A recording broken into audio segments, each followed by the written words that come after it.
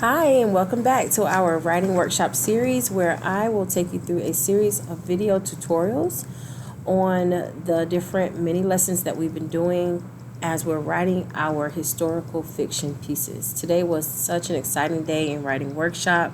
The kids were feeding off of each other, the energy was great in the room, and we just got so much out of each other, generated so many wonderful ideas. If you watched the previous video, you would have seen that I showed the kids how to take their basic information that they got gathered about their particular event and turn them into story possibilities. And if you remember, my event was the Tulsa Race Massacre, and I also went in the last video I went through how to take all of those 5 W's, or the basic things about it, that we would use for an effective summary, and how to turn those into possibilities for stories and just kind of build around it. Well, if you're interested in watching that video, if you have not had a chance to watch it, then you can go back. It is on the YouTube channel. However, today what I did was I wanted to show how we could take the next step in shaping these ideas that they decided to go with and turn them into our story arc, or our story mountain, right? Because we all know that stories have a beginning, middle, and end, and they have essential components in narratives. And so we want to build our story in that way and frame it before we begin to write it as writers. And we know that historical fiction doesn't just retell history with just the facts. It shows that there's going to be a character living through something that we're putting them through, some event, and it goes scene by scene. And so where I started today was showing the kids how we will use oral rehearsal to prepare before we actually start writing anything. We kind of gather our thoughts in our mind, and then we also will use storyboards to plan and sketch out those scenes and connect the language of a story mountain to see how the story builds towards its most intense moment before it kind of resolves or drops off. And so I'll show you what I did there. So for my particular event, actually I'm going to keep it here just to kind of show you. I decided to go with a young girl. She's a teenager. She has a younger brother. And where I set her was that her father is a doctor, and she is going to, or they're going to be faced with losing their parents. The hospital was one of those places that was set on fire and destroyed. Many people died, and so that is what they're going to be in the center of in my story. Okay, so a teenage girl and her younger brother. They're gonna they don't know it at first, right? And so what I've done is taken the kids through the 5 major scenes from beginning to middle to the end, and we just kind of built it from there. And so their thumb will be the first idea, and that would be how we show your character at the start. They're just introducing the character, the setting, and just hinting at the problem. That's really laying out the background of the story, which we know to be the exposition. And then I taught them to go to the end of the story, because you're pretty much looking toward the end and filling in the middle. And it's easier to do that if you know where the end is in sight, instead of just kind of keeping it going. Sometimes the writers just kind of think about the ending of it. And so at the end of my story, they are having to face the reality that their parents, after not returning, that they're going to have to live life without them. So we kind of know the ending, what that's going to be. And then we know the beginning is that they are going to wake up. She's going to wake up to screams and smoke outside. She realizes mom is not home. She went to pick up dad from the hospital, right? So that's the beginning of my story. I laid out the character and the problem, and I know what the end is. And that climax, as we talked about today, that is the most intense part of the story. That is going to be what happens, right? The conflict that we set up for that character. And so because that is in the center, I thought it's better for us to focus on those 3 major parts of it before filling in the rest of it. And so in my middle scene, right, in my 3rd scene, the highest moment of tension, when the problem is most intense for our character, is they got closer to the hospital, realizing it's on fire. People are screaming and trying to run away. So from there, I got my beginning, I know my ending, and the middle part of my story, and then we fill in the rest of it. And so after She realizes in the beginning they hear the screams, they wake up, smell smoke. Mom's not here, went to pick up dad at the hospital. In the second scene, the second finger going across 5 fingers is she's going to run and wake up her brother, her younger brother. They're going to throw on some clothes. They decide to run towards the hospital.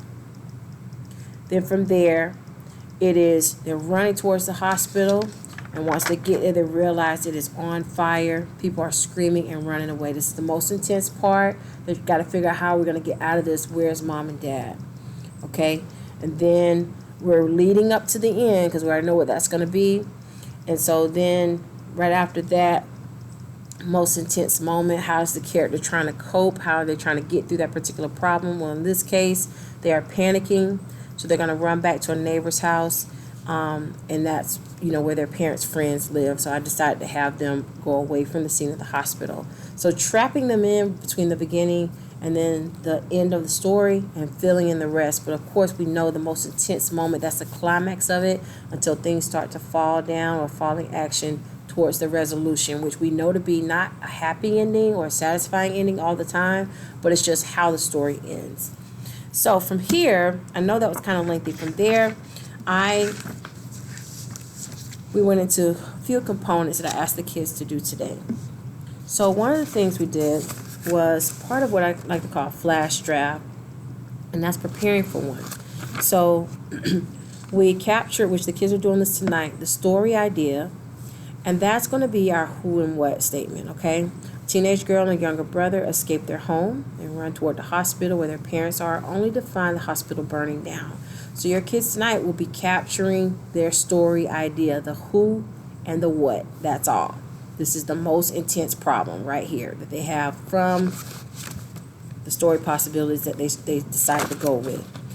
Now, the purpose statement, this is leaning more towards the theme of the story, why the author or why they are writing this and what messages that they're trying to send through the character.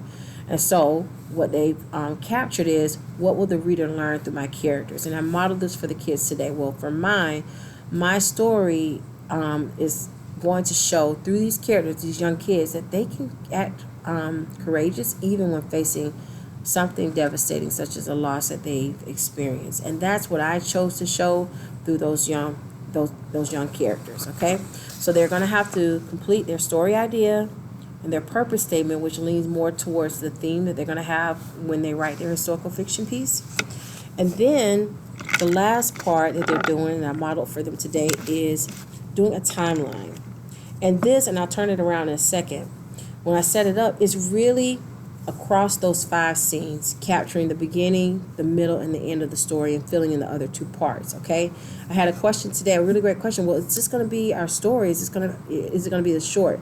Absolutely not. We are filling in the scenes with lots and lots of details. We're flushing that out, adding all the other elements of narrative stories, which will obviously include, elaborate details. We'll add in sensory details about the setting, of course, dialogue. All of that will flush these out, so this will definitely get longer. So here, everything they captured across 5 fingers, right? That's just going to get filled in there. And so this is what I did here. Pretty much the same thing that I said. The girl wakes up to screams and smoke, remembers mom went to get dad at the hospital. I'm abbreviating this or kind of condensing it so it's not as lengthy. And then she wakes up, her brother, they get dressed and they run toward the hospital. And here's my climax part. They notice it's burning down once they run toward it and see it. And in a panic, they run back to the neighbor's house, which is their parents' friends, and then here you're capturing the end. So when they're doing this part, again, I recommend it to them in class today, in workshop. Start with the beginning, go to the end of the story, capture the ending scene.